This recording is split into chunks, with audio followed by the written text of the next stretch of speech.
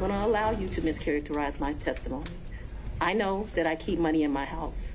The amounts of money I gave Mr. Wade, it was never that serious. I don't think I've ever handed him more than $2,500 in a reimbursement. So we're not talking about $20,000 in cash. I don't have $20,000 in cash right now. Joining me now, Chris Landau, former law clerk to Justices Scalia and Thomas. Also, Mike Davis, former law clerk to Justice Neil Gorsuch, founder of the president of the Article 3 Project. Chris, let's start with you. Your reaction and takeaways from the way that Fani Willis responded to these questions from the lawyers, co-defendants in this case, about the money transfer supposedly between her and her special friend on all these trips that they had time to take with all this government work that they had. Laura, it's just not credible. I mean, the judge is sitting there watching this. I think, this is not lost on the judge in this case. I think the more important point here is this is the Jerry Springer show, okay? This is not normal that we have these local DAs prosecuting, bringing criminal charges against the leading candidate for president. I mean, this has gone off the rails. And I think we as Americans, whether you like Trump or not, have to say, no, we are not going to let our criminal justice system be abused this way.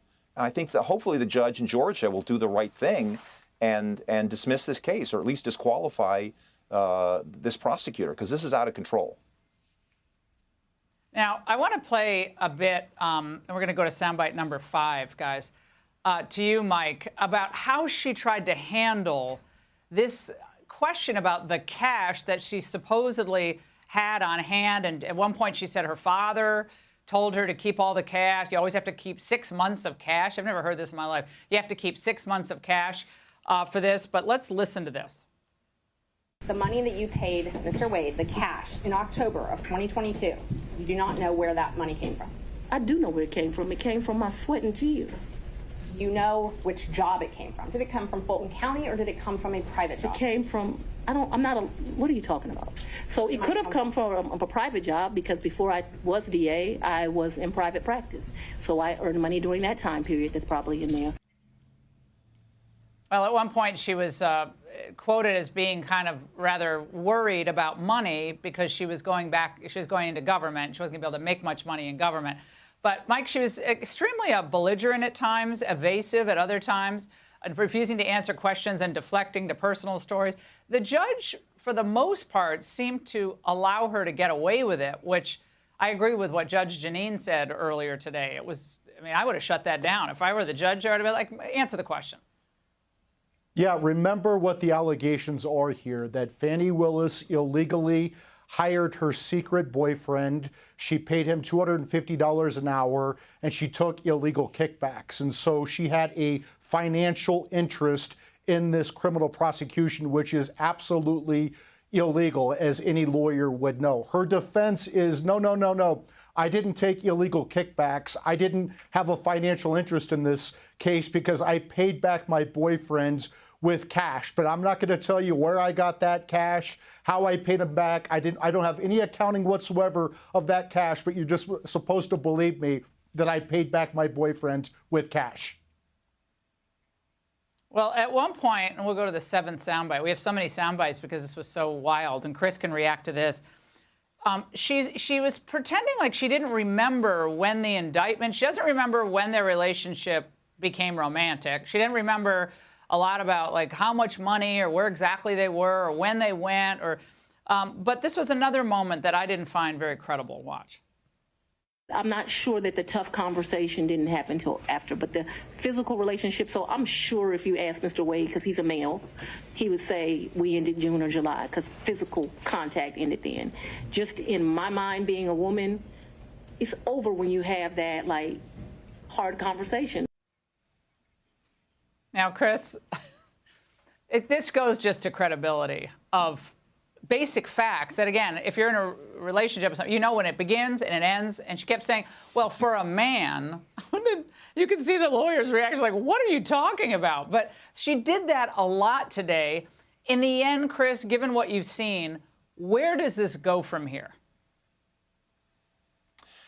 I think the judge, the specific question for the judge is, should Fannie Willis be disqualified from the case? And if so, what happens to the case? Is the taint from her involvement so significant that the entire case has to be dismissed? As Mike just said, there's a very strong argument that she had a financial motive to bring this sprawling case so that she could get kickbacks from her secret lover. I think the broader point here, Laura, is just the arrogance of these answers that we're hearing and the kind of sense that prosecutors feel like they're above the law. I mean, their whole case is based on this principle that nobody should be above the law. And they kind of get very sanctimonious and say this about Trump. This case shows how much prosecutors in this country actually feel contempt for the law, and they feel like they are above the law. And I don't think that will go down very well with this judge. I would hope not. Well, Mike, the question Chris raises is this all then the fruit of the poisonous tree? This entire investigation, which, again, given her background, given everything we know about her family background, her background, she says she's really close to her dad. We'll get into this with our political panel. But, I mean, does the radical fall far from that tree? As a legal matter, does this mean the whole case gets thrown out, or they get tossed and the case continues with another prosecutor? There's no question that Fani Willis and Nathan Wade must be disqualified, and this judge should also dismiss this case because it's been tainted before its inception with this financial interest that Fani has in this criminal prosecution. And then the Attorney General can determine whether to appoint a new prosecutor, and this new independent, non-corrupt, non-biased prosecutor can determine whether to refile these criminal charges. Well, Chris, what about an obligation on the part of Governor Kemp's office? Because there are a number of pro-Trump people out there say that they really have an obligation too, because state money goes to these county DA offices, and if these offices are essentially, at least allegedly, it seems like pits of money being wasted in corruption, what about their obligation to step in, at least start some type of real criminal investigation here, or at least ethical obligation, even if she doesn't know her ethical guidelines? Right. I mean, again, it's important for the viewers to understand she is the Fulton County District Attorney. So that is a county within Georgia. The state of Georgia has a governor and attorney general. They are in charge of enforcing Georgia's state criminal laws. And it does seem like, just on the face of it, there might be some serious reasons to look into possible perjury charges, possible misappropriation of state funds. These are serious things. And frankly, I think one thing that warrants investigation is, to what extent was this local county criminal prosecution incentivized by the Biden administration? What are the links, if any, between the White House and these local prosecutions? They wouldn't get into that the today. Alvin Bragg prosecution in New York. Yeah, the judge. Okay, Yeah. I mean, I think that is. Yeah, and Mike. That's a big deal. Yeah, I'm sorry, Chris, but she was asked about this today, and Mike, and the judge kind of shut that down. Like, what did you discuss? And then she said, well, I'd love to, I think she said, I'd love to share that, but that was shut down. So we didn't hear much more about that. But going to the coordination issue, which of course brings us to March. End of March, you're going to have the Alvin Bragg so-called hush money trial begin. The president's not going to be able to delay that. That was the news today in the other proceeding. What of that? Yeah, so we have President Biden with his fingerprints on all of these criminal prosecutions against President Trump, his leading political rival for November 5th, 2024. And that includes in this New York case where this New York judge who donated to President Biden and donated to Democrats is going to hold this trial with President Trump for the non-crime of a businessman settling a nuisance claim.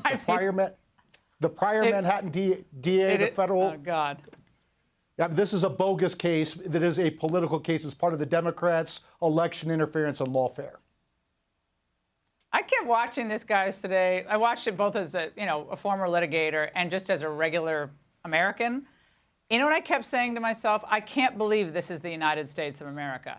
That these characters are going to knock a presidential candidate off a ballot if they have their way? These two? This is just low life central. Chris and Mike, thank you. Hey, Sean Hannity here. Hey, click here to subscribe to Fox News YouTube page and catch our hottest interviews and most compelling analysis. You will not get it anywhere else.